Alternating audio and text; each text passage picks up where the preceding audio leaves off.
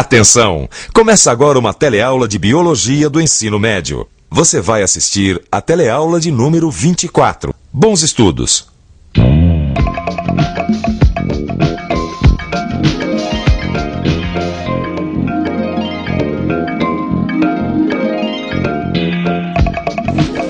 Acho que você exagerou um pouco dessa vez, né?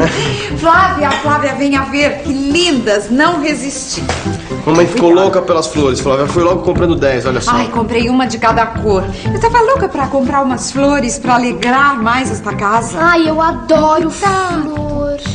Mas eu não sei porquê, as flores que a gente traz pra casa acabam sempre ficando mais feias do que as da floricultura, né? Deve ser porque você não sabe cuidar direito, né, Flavinha? Ai, sabichão, então por que não cuida você? Cuidar das plantas. Esse é o assunto da nossa teleaula de hoje. Hoje nós vamos conhecer alguns cuidados que a gente deve ter com uma planta. Para isso, vamos entender melhor o seu metabolismo. Vamos ver como ela consegue fazer o seu próprio alimento através da fotossíntese. E vamos ver como perde água na evapotranspiração.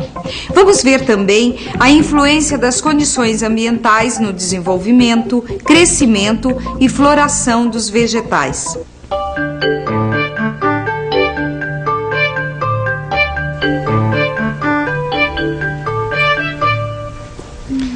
Então, mãe, já decidiu onde vai colocar esses vasos? Ainda estou em dúvida, filho. Ah, põe naquele móvel ali, mãe, fica bonito. Lá também não dá. Tem hora que bate muito sol. É, não esqueça do que a moça da floricultura disse, né, mãe? Para elas ficarem bem bonitas e floridas, você tem que escolher um bom lugar para elas ficarem.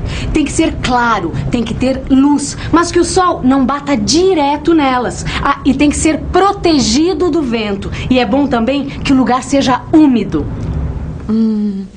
Deixa ver. Um lugar claro, mas protegido do vento. E úmido também, né, mãe? Não se esqueça. Pois é. Na janela, claro.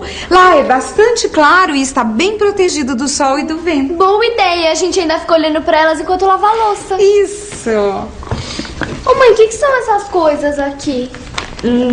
Isso aqui é terra adubada. A gente vai adubar essas plantinhas uma vez por mês e regar todos os dias. Aqui a gente pode colocar a água no pratinho e depois colocar o vaso. Ou pode até regar diretamente na terra junto da raiz. Mas só que tem que tomar muito cuidado para não molhar as folhas, porque senão elas apodrecem. Quem diria, hein? Uma plantinha tão pequenininha pra dar tanto trabalho assim. Ah, mas ela dá muita alegria também. Elas não são lindas? Então, Mãe, tô liberado, né? tá bom, tá bom. Tchau. Tchau. Uma coisa é certa, tanto os vegetais quanto os animais precisam de energia para realizar suas funções vitais, seu metabolismo. Isso a gente já aprendeu no nosso telecurso de biologia, certo? É a respiração celular. Os animais e os vegetais utilizam a glicose e o oxigênio para obter a energia necessária para sua sobrevivência. E nesse processo, liberam gás carbônico e água. Lembra-se? A diferença entre os animais e as plantas é que nós, os animais, precisamos comer para obter a energia que necessitamos, ou seja, a glicose necessária para fazer a respiração celular. Já os vegetais, eles fabricam seu próprio alimento. Eles sintetizam a glicose que precisam através de um método chamado fotossíntese. A fotossíntese só acontece na presença da luz. Aí começa o processo. Os vegetais transformam a água e o gás carbônico em glicose e energia. E assim conseguem produzir o seu próprio alimento. Então, temos dois processos que acontecem ao mesmo tempo, mas de forma independente. A fotossíntese, que produz a glicose, e a respiração, que usa a glicose para obter energia para o metabolismo. A planta realiza os dois processos ao mesmo tempo. A fotossíntese, que sintetiza o alimento, e a respiração, que transforma em energia. Tanto a respiração como a fotossíntese acontecem dentro das células, só que em locais diferentes. A respiração acontece nas mitocôndrias das células. Existem mitocôndrias nas células animais e vegetais. As duas usam as mitocôndrias para realizar a respiração celular. Agora, a fotossíntese acontece nos cloroplastos, que só existem nas células vegetais. Por isso, os vegetais conseguem sintetizar o seu alimento. Mãe, olha só onde é que estava o vasinho que faltava. Debaixo da cama do Dudu. Ah, mas era só uma experiência. Ô, Dudu, mas você não sabe que a planta, para viver, precisa de luz? Ah, eu só queria saber o que aconteceria com a planta se ela ficasse uma semana no escuro. Por isso eu coloquei ela debaixo da minha cama. Sem luz, a planta não faz fotossíntese. Ela não produz o alimento. Aí ela morre, definha. Coitada. Mas por que a luz é tão importante para a planta? Por que a luz é tão importante? Vamos voltar um pouco. Nas células vegetais existem os cloroplastos. Nos cloroplastos fica um pigmento verde chamado clorofila, que deixa as folhas e alguns caules verdes. Esse pigmento absorve a luz. A luz é fundamental, porque ela é a energia usada pela célula para a fabricação da glicose. Se não tem luz, de onde a célula vegetal vai tirar energia para fazer a fotossíntese? A planta acaba morrendo. Que precisa de luz eu já sei. Então por que não pode colocar num lugar onde bate sol direto?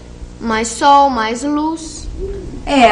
Mas aí a planta vai secar e morrer. Se a gente coloca direto no sol, aumenta muito a temperatura. E tem plantas que não resistem a muito calor. E planta sua como a gente?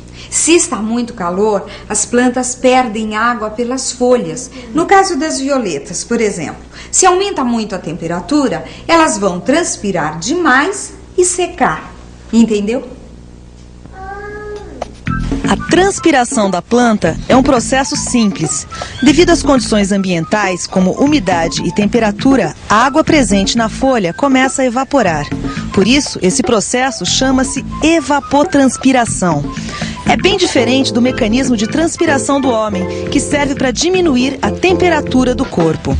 70% da massa corporal dos seres vivos é composta por água. Não é incrível? 70% da massa de um homem ou de uma planta é água. E é nessa água do corpo é que estão dissolvidas várias substâncias. No caso das plantas, por exemplo, a água e os sais minerais são absorvidos do solo pelas raízes. Conforme a água vai subindo até as folhas, vai carregando os sais minerais junto, até as folhas. Do mesmo jeito, a água carrega a glicose, sintetizada pelas folhas, para o resto da planta, até as raízes. Esse transporte de substâncias só acontece porque estão dissolvidas na água. Viu como a água é importante para uma planta? Agora, a planta pode perder muita água com a evapotranspiração.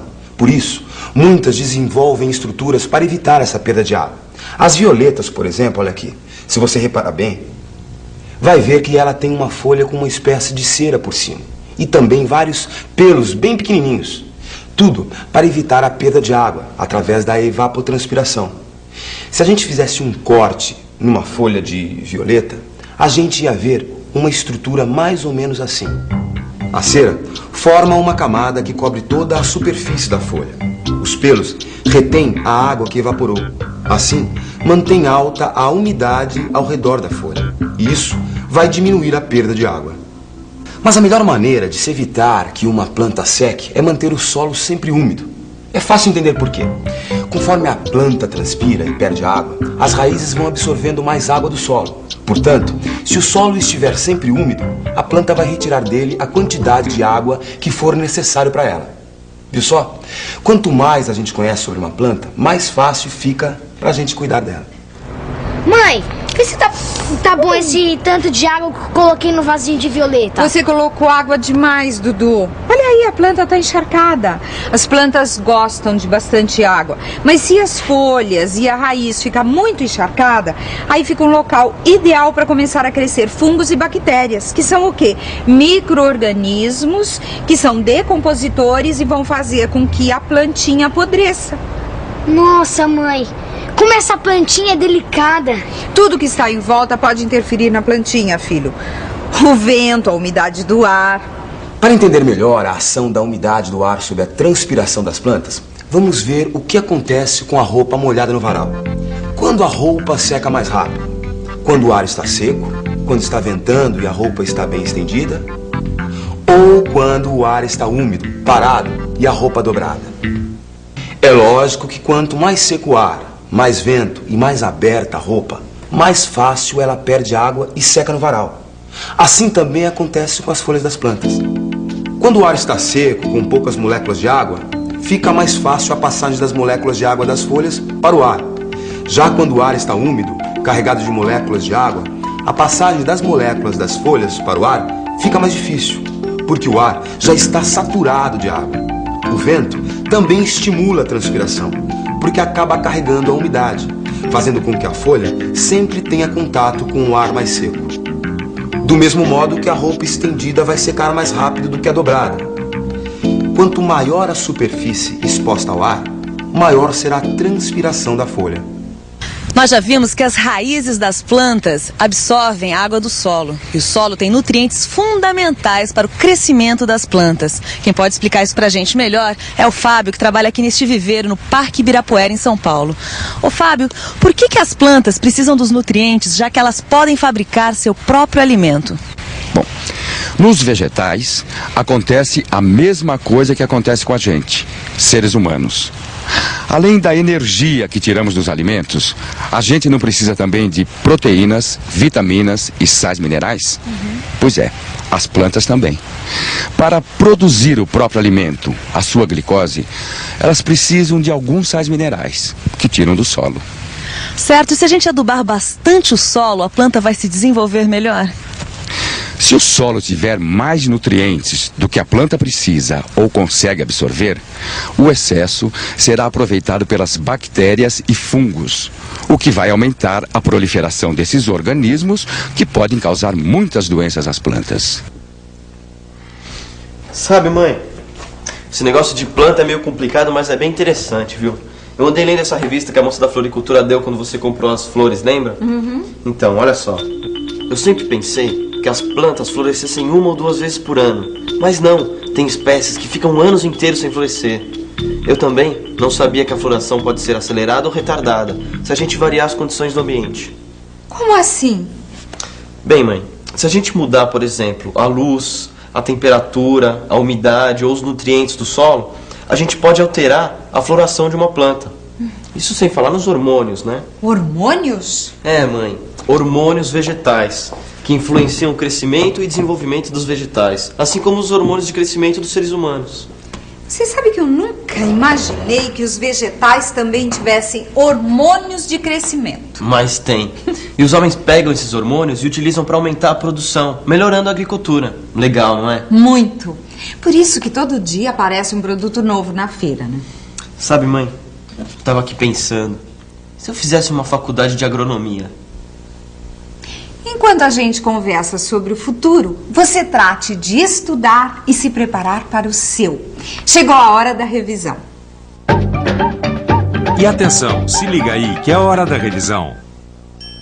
Na teleaula de hoje, você viu como uma planta consegue sintetizar o seu próprio alimento através da fotossíntese. E que a energia para realizar suas atividades vitais, ela consegue com a respiração celular, o mesmo processo que acontece na célula animal. Viu também que vários fatores influenciam esse processo: luz, água e sais minerais. Mas aprendeu também que luz em excesso pode secar a planta e que muita água pode criar um meio ideal para a proliferação de fungos e bactérias que podem causar doenças. Aprendeu ainda que as plantas perdem água na evapotranspiração e que a quantidade de água que perde depende muito da umidade do ar. Você viu também que as plantas desenvolvem proteções para evitar a perda de água, cera e pelos nas folhas. Não deixe de dar uma boa olhada nos livros, hein? Bons estudos! E até a nossa próxima teleaula.